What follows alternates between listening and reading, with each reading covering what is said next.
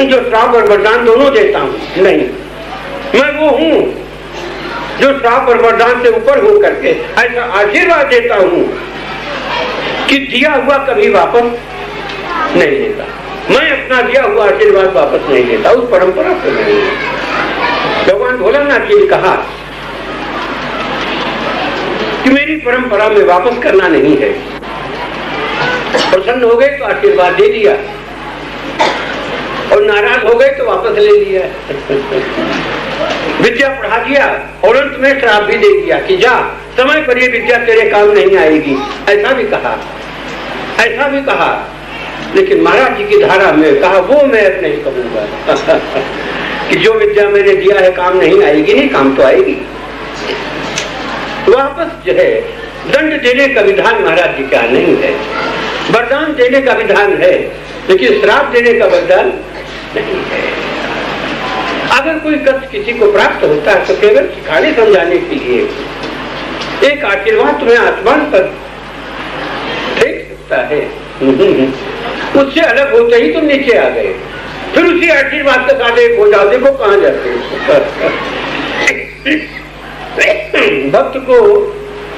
भक्त में भूल नहीं होती। महाराज जी ने कहा भूल की सजा इतनी बड़ी मैं नहीं देता कि जो कुछ मैंने दे रखा उसको व्यर्थ कर दूं, मैं अपनी ही चीज का खंडन कर दूं।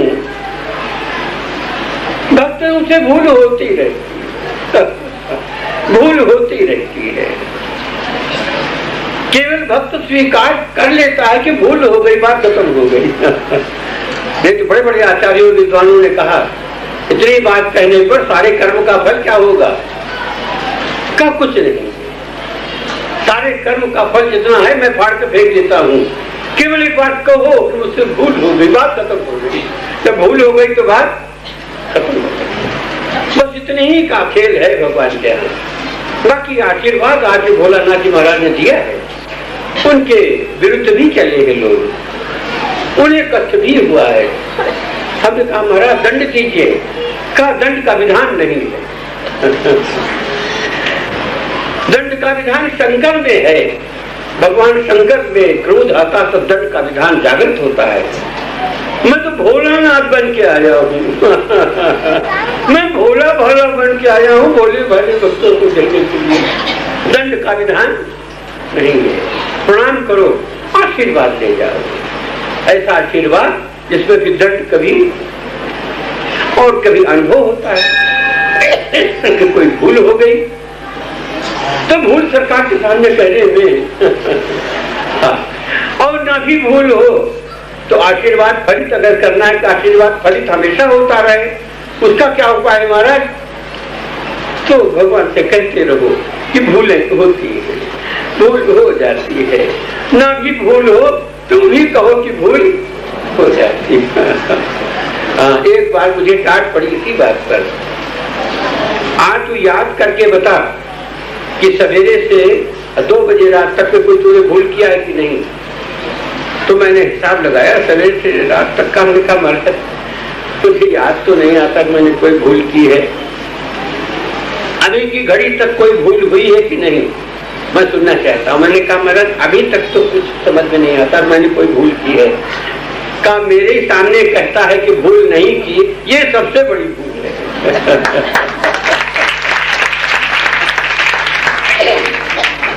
ये सबसे बड़ी भूल है। फिर मेरे पर अनुग्रह भी थी, जो ये शब्द कहा तो मैं जीव हो गया, वो ब्रह्म हो गया, वो भगवान हो गए, मैं जीव हो गया। भूल का नाम जीव है, याद आ जाए तो भगवान है, भूल जाए तो जीव है। हाँ, भूला हुआ है। तो भगवान के सामने ये कहना कि भूल नहीं हुई, ये भूल है।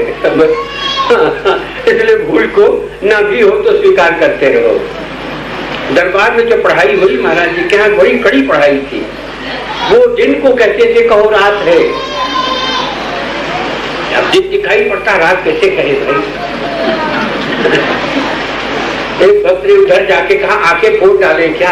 अरे भाई दिखाई पड़ता है दिन को रात कैसे कहे, और रात को कहे कहो कि दिन। जिस शिष्य ने ये पाठ पढ़ा ये पाठ दरबार में पढ़ लिया कि दिन को कहा रात तो रात है, और रात को कहा दिन तो दिन है, वही पारंगत हुआ, सफल हुआ, पास हो गया। महाराज ये अनाउंस करते थे। फिर वाजपेयी जी बड़ा खुश हुआ, मैं पास हो गया। हमने कहा महाराज नंबर कितना दिया? 100/101 दिया। 100/101 दिया। क्योंकि जो अपराध तूने किया नहीं था, मैंने टाटा तूने किया, तूने मान लिया मुझसे हो गई भूल। अरे मैं भगवान हूं, मैं जानता नहीं कि भूल तेरे द्वारा नहीं हुई, लेकिन इतना कहना कि भूल हो गई, कितनी बड़ी अदब की बात है कि बड़ों के सामने भूल ही मानने में कल्याण है। इसी बात पर इनाम मिलता था।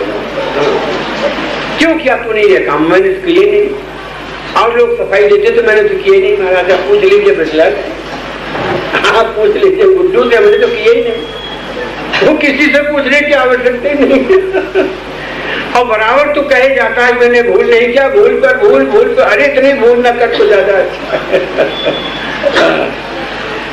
जितने सिद्धांत है वो सब आपके सामने आ रखा कि भक्त भगवान का यदि भक्त है तो मुझे कुछ नहीं चाहिए।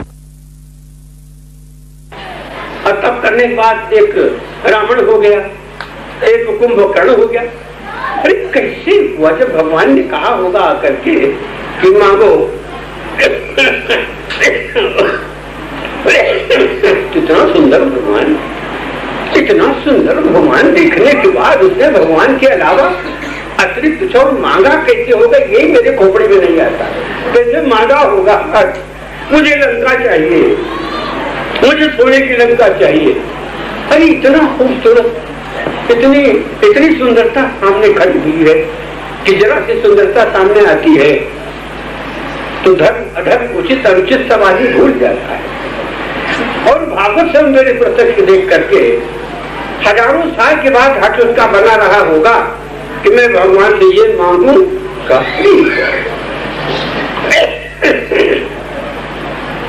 और भगवान ने भी हट करके जब मैं तेरे सामने खड़ा हुआ हूँ तो भी मेरे अतिरिक्त कुछ और मांग रहा है, तो जा फिर ऐसा ही हो। उसको भी पीछे उठा कर नहीं तो देवी हो, भगवान का दर्शन करने आती हो, कुछ मांगती हो, कुछ क्यों मांगती हो? इतना सुंदर स्थान, इतना सुंदर मंदिर, इतना सुंदर तुम्हारा गुरु, और ऐसे गुरु को देख करके सब भूल नहीं होती, कुछ मांगती कैसे?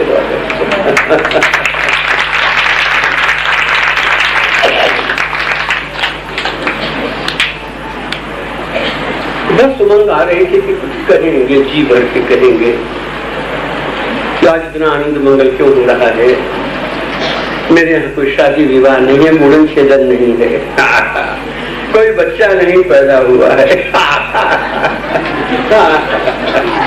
एक भक्त का जन्म हुआ है। उसी में इतनी प्रसन्नता, उसी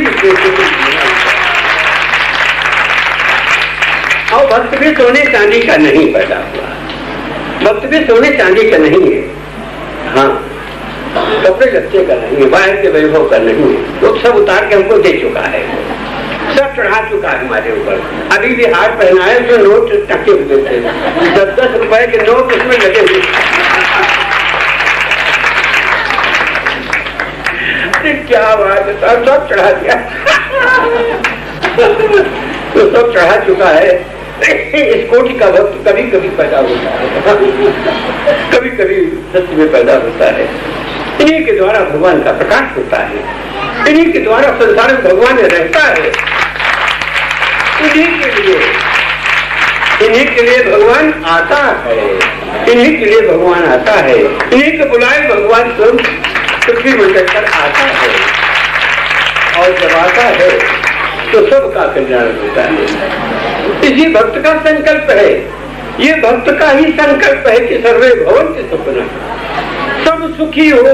ये केवल भगवान का भक्त ही कहेगा, जो भगवान का भक्त नहीं होगा वो नहीं कहेगा। ऐसा नहीं, वो अपना अपना क्षेत्र बनाएगा, लेकिन जो भगवान का भक्त होगा उसी के द्वारा ये संकल्प उसके अंदर आए कि सर्वे भवन्ति सुखिनः, सब सुखी हो।